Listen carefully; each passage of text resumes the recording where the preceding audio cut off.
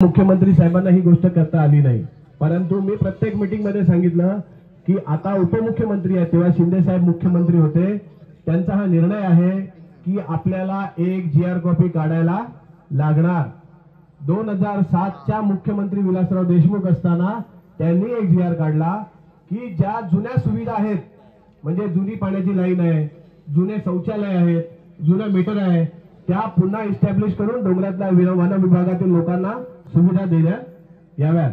त्याच्या जीवावर कायद्यामध्ये आपण लढलो की या ठिकाणी जुन्या पाण्याच्या लाईन होत्या, या ठिकाणी जुने शौचालय होते, लोक राहत होते, म्हणून आपण हे पक्के शौचालय त्याच्या जीवावर इकडे बनवले। तेव्हा साहेबांना सांगितलं की त्या मुख्यमंत्र्यांनी ती रिस्क घेतलेली ही तुम्हालाही घ्यायला लागेल आणि तुम्ही या जीआर कॉपी काढा। आता मंत्रिमंडळाची बैठक झाली, एक बार ये बैठक हो गई, उसके बाद ये पिक्चर क्लियर हो जाएगी कि जीआर कॉपी में वन विभागातील वन क्षेत्र के लोगों को मूलभूत सुविधाएं देनी चाहिए, जिसमें पानी, रास्ता, तुम्हारी लाइट बिल, तुम्हारे शौचालय, ये सारी सुविधाएं वन क्षेत्र के लोगों को देने को वन क्षेत्र नहीं रोक सकता। ये जीआर कॉपी महाराष्ट्र शासन निकाल सकता है, ना वैभव भरड़कर ना संजय निरुपम निकाल सकता है। पर लोगों के बीच में आके इधर झूठ बोलना, मैं ये करके दूंगा, वो अधिकारी अदानी के, मैं उनको पूछा, बोला तुम्हारे लोग मेरे साथ हाई कोर्ट में रोज खड़े हो रहे हैं, उधर हर कोर्ट के लिए हर एक तारीख के लिए 50,000 खर्चा कर रहा हूँ, तुम्हारी लीगल एडवाइजर टीम मेरे साथ खड़ी रहती है, ये कल ये लोग आए वो कौन थे? तो बोलते साहेब त्यांना माहित नाही हो, तो त्यांच्याकडे गेला, म्हणाला असंच आहे, मैं तुम्हारा बिल जितना जेवढ्यांचे थकलेले बिल आहे काहीतरी, त्या कैलास जाधवच्या नावावर काहीतरी 15-20 लाख रुपये बिल बाकी आहे, त्या आमच्या देवकीबाईच्या तिथे आम्ही लावलेलं त्या मीटरचं बिल बाकी आहे, हा त्याच्या नावावर काहीतरी बिल बाकी आहे, हे सगळे बिल आम्हाला संजय निरुपम वसूल करून देणार आहे, म्हणून आम्ही त्याच्याबरोबर इकडे आलो। आता काय बोलायचं, याच्यापेक्षा खतरनाक कॉमेडी कैलास बरोबर कुठची झालीच नसेल, कारण कैलास त्या मीटिंगला होता तिकडे। म्हणजे ऐसी खतरनाक परिस्थितियों में सिर्फ वैभव भरड़कर को विरोध करने के लिए मैं कपड़ा निकाल के दौड़ने को तैयार हूं, कैसे भी करो वैभव का नुकसान होना चाहिए, उसके डोंगर की एकता टूटनी चाहिए, इसके लिए मैं कुछ भी करने को तैयार हूं। या भूमिकेमधून जेव्हा हे लोक इकडे येतात, आता ज्यांनी मैं किसी को फॉर्म भरने को मना नहीं करूंगा, जिसको फॉर्म भरना है भरे, वो उसके नसीब का, उसका अच्छा हुआ तो भी हम तुम्हारे साथ है, बुरा हुआ तो भी हम तुम्हारे साथ है, पर कल को तुम्हारा डॉक्यूमेंट लेकर किधर और जगह घर किसी को मिल गया तो तू तो गया।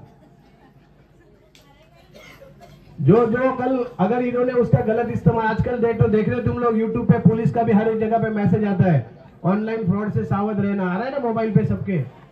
आज ये तुम्हारा आधार कार्ड लिया, तुम्हारा राशन कार्ड लिया, तुम्हारा पैन कार्ड लिया, तुम्हारा फोटो लिया, तुम्हारे नाम पे 20-25 लाख रुपए किधर से लोन लेके गपचुप बैठ गया, कल को जीवन में जब तुम्हें कुछ करने का समय आएगा तब वो तुम्हारे सामने आएगा।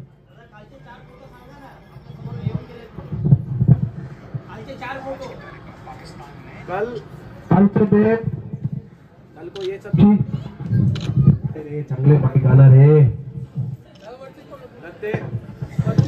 हेलो, तो कल को ये चीज से आपको तकलीफ होने, अगर आपको सही में कुछ करना है, कोई तुम्हें कुछ देना चाहता है तो महाराष्ट्र शासन देगा, ना कि कोई व्यक्तिगत। आज तक मैं आपके साथ में हूँ, मैंने कभी बोला आप लोगों को कि आपके डॉक्यूमेंट लाके मेरे इधर जमा कर दो, बोला कभी? और एक इसके बाद एक मेरे को बात याद आती है, अपने इधर और एक नेता ऐसा था, जब चुनाव आते थे दादा तुम्हाला घर भेटणार है, फॉर्म भरायला सुरुवात करा। ये मालूम है कि नहीं, कितने लोग को घटना मालूम है? हाथ ऊपर करो, हाथ तो ऊपर करना पड़ेगा कि चुनाव आया, निवडणुका आल्या की लगेच जाहीर करायचं, आता तुम्ही फॉर्म भरा, आम्ही तुमच्या बरोबर आहे। अरे त्यांना सुद्धा या मूर्खाने सोडला नाही। 2019ला विद्याताईंनी आणि मी हा निवडून आला पाहिजे म्हणून याच्यासाठी दिवापाड मेहनत केली। याने 2019ला विद्याताई जेव्हा विधानसभाची निवडणूक लढायला उभ्या राहिल्या आणि आम्ही हा तेव्हा म्हणतो मी राहुल गांधीवर नाराज आहे, मी घरातून बाहेर येणार नाही, हा घरातून बाहेर येत नव्हता आणि ह्याच्या खासदारकीसाठी आम्ही सगळ्याची दुश्मनी घेऊन याला मतं मिळवून देत होतो। आणि 2019ला जेव्हा त्यांना मतं मिळवून द्यायची वेळ आली तेव्हा हा खालच्या आमच्या दुबेजी आहेत ना, चंद्रशेखर दुबे, खाली शाळा आहे मदर मेरी शाळा, माहिती आहे ना, हायवेला साईबाबा मंदिरच्या आधी शाळा आहे, त्या शाळेच्या बाजूला आपलं ऑफिस होतं, सेंट्रल ऑफिस। मी त्या विद्याताईला काय बोलतो, आरोग्य तो निश्चित थोड़ा गैप रहेगा, मार्जिन का फरक रहेगा. म्हणजे ज्या बाईने तुझ्यासाठी आम्हाला कामाला लावलं सगळ्यांना, वैभव त्याला निवडून आणणारे, मेहनत करा, हे करा ते करा, आणि तिला तू तोंडावर बोलून टाकलं की तू निवडून येणार नाही पहिल्याच दिवशी. म्हणजे हा किती बैमान आहे, हा कोणाचा होऊ शकत नाही. हा एक नंबरचा बैमान माणूस आहे. हा तिथे काँग्रेसमध्ये गेला, याने काँग्रेस संपवली, काँग्रेसमधून याला हाकलपट्टी करावी लागली, याला बाजूला करावं लागलं. तेव्हा बीजेपीचे आमचे सहकारी सगळे सांगत होते की दुसरे के घर से फेंका हुआ कचरा अपने घर में मत लेना, सगळे सांगत होते. पण आम्ही म्हणालो जाऊ दे, कचरा असले तर रद्दीमध्ये आपण कुठेतरी ठेवू. पण हा काय माहिती, हा कचरा भेटो घाण वास मारणारा कचरा आहे, वास मारायला लागला. आता या कचऱ्याला टाकायचं कुठे ते आपण ठरवू. त्याला म्हणा आता परत कुठलीतरी निवडणूक लढ, मग तुला आम्ही दाखवतो काय वैभव भरडकर काय आणि तू काय ते. या निवडणुकीमध्ये शिंदे साहेबांनी, मी खरं सांगतो मी बिलकुल काम करणार नव्हतो. मला शिंदे साहेबांनी बोलावून सांगितलं, डॉक्टर श्रीकांत शिंदेनी बोलावून सांगितलं, वैभव याचं डिपॉझिट जप्त होईल असा पोलिसांचा रिपोर्ट आहे, जर तू बाहेर नाही निघाला तर याच्यासाठी आपल्याला मेहनत करावी लागेल, कारण याच्या इज्जतचा नाही आपल्या इज्जतचा प्रश्न आहे. म्हणून आपण त्या 2-3 रॅली प्लॅन केल्या. कुठची रॅली प्लॅन केली होते ना तुम्ही लोक सगळे? आपण तिकडून त्या आलूदत्त शाळेपासून रॅली काढली, एक टोक त्या क्रांतीनगर मध्ये, एक टोक आप्पापाड्याच्या रिक्षा स्टँडला. कोणाला 1 रुपया दिला काय? वैभव भरडकरने पैसे देऊन लोक आणली. हे आपण एक अपील केली आणि त्या अपीलवर हजारो लोक रस्त्यावर उतरली. ही आमची ताकद आहे. आणि त्याच्या कॉम्पिटिशन मध्ये या गाढवाने पुन्हा एक रॅली काढली. त्याच्यामध्ये त्याने त्या नाचायला बँड वाजवले, बँजो वाजवले, काय घोडे आणले, काय गाढव आणले, हा स्वतः गाढव आणि बरोबर अजून घोडे पण आणले. आणि त्याच्यामध्ये 100-200 लोक नाही हो. याच्याने आमच्या इज्जतचा कचरा होत होता ना, पक्षाचं नाव लागत होतं. पण हरलेला उमेदवार रॅली काढतो पहिल्यांदा बघितला, जिंकलेला काढत होता हे समजत होता, हरलेला पहिल्यांदा बघितलं की अशी काहीतरी रॅली काढतो. म्हणून त्या दिवशी माझ्या मनाला पटलं की हा पक्का मूर्ख आहे, हा बिलकुल नाही, हा पक्का मूर्ख आहे. त्या दिवशी मला समजलं. आणि राहिली आता विषय दादागिरी आणि गुंडगिरीचा, तर तो आम्ही लोक त्याच्यामध्ये सक्षम आहोत. आम्ही ज्या ठिकाणी आप्पापाड्यामध्ये राहतो, मुंबईमध्ये कुठे पण तुम्ही आप्पापाड्याचं नाव घ्या, लोकांच्या भुवयावरती होतात की आप्पापाड्यामध्ये असं आहे, आप्पापाड्यामध्ये तू माफिया फक्त तोडणारे बोलतो. आम्ही समाजसेवक आहोत, आम्ही लोकांची काम करणारे आहे. ही लोक डोंगरामध्ये जे तुम्ही लोक घरं घेऊन बसले आहे ना, या सगळ्यांना तो माफिया म्हणतो की अनधिकृतरित्या त्यांनी वन विभागाची जागा कब्जा केली आहे. मग तुम्ही सगळे माफिया झाले काय? कोण माफिया झाले? अरे हा जिथे खासदार होता बोरिवलीला, तिथे दामूनगर माहिती आहे ना तुम्हाला सगळ्यांना, आपल्या बाजूलाच आहे. तर याच्या खासदारकी क्षेत्रात येत होतं. त्या खासदारकी क्षेत्रामध्ये तू 5 वर्ष तिथे खासदार होता, तिथे दिवा बत्ती नाही लावू शकला, तिथे आग लागली, तिथे घरातून घरभर भांडी, त्या प्रत्येक घरामध्ये स्टोव, 3 टोप भांडी, हे 10 किलो राशन या वैभव भरडकरने विद्याताईं बरोबर तिकडे दिले. माझ्या डोंगरात आग लागली आमच्या इथे, आम्ही प्रत्येक घराला 50,000 मिळवून दिले, तोपर्यंत त्यांना वाटेल ती सगळी सुविधा दिली. तू त्या ठिकाणी काय करू शकला नाही? तू इकडे येऊन बत्ती जळवतो. तू त्या अगर तुम्हारे अंदर गट्स था, तुम्हारे अंदर लोगों के पीछे काम करने की कुछ तुम्हारे अंदर चाहत थी, तो जहां पे तुम खासदार थे, नगर सेवक नहीं रे, गढ़वा खासदार होता. खासदार तो खासदार असताना तू त्या ठिकाणी लाईट देऊ शकला नाही. आणि तू आमच्या डोंगरात येऊन सांगतो कि अभी आप सबके घर में लाइट लगेगा. लगेगा तो स्वागत है, पर नहीं लगेगा तो जितने पुराने चप्पल है घर में जमाल के रखना सब लोग. काय बोलतोय मी? पुराने चप्पल कोई फेंकेगा? जमा करके रखो. इलेक्शन के दिन जब ये कार्टून किसी भी स्टेज पे आया, वाटेल ते गुन्हे दाखल होऊ देत. काय बोलतोय? वाटेल ते गुन्हे दाखल होते. प्रत्येक घरातली चप्पल त्या स्टेजवर कशी पोहोचवायची त्याचा निर्णय मी घेईन. तुम्ही आहेत ना बरोबर?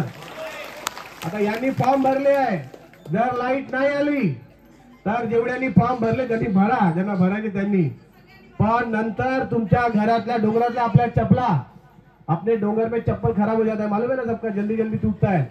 वो टूटा हुआ चप्पल फेंकने का सब जमा करके रखो.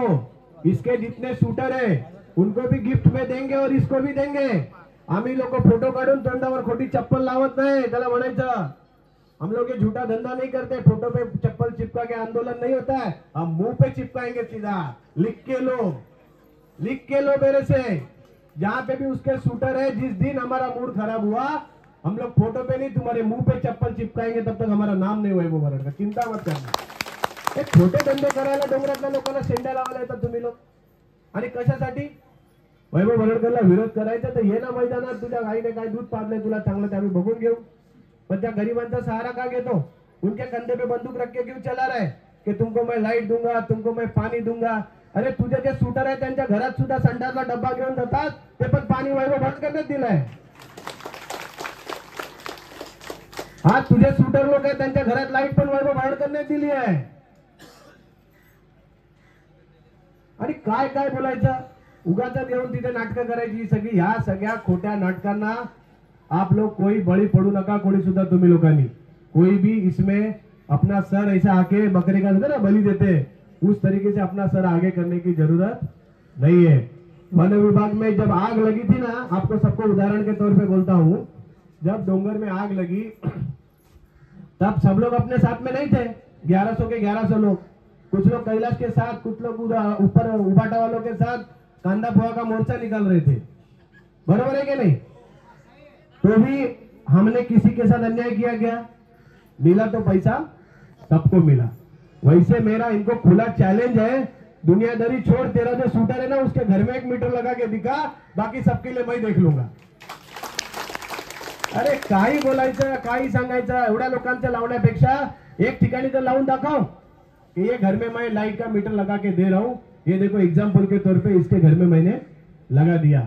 वैभव बरड़कर ने जब प्रोजेक्ट मीटर का टाइम आया तो देवकी बाई के पास हाथ पांव जोड़ के उसका पहला मीटर लिया और उसके यहाँ से प्रोजेक्ट मीटर का शुरुआत मैंने किया।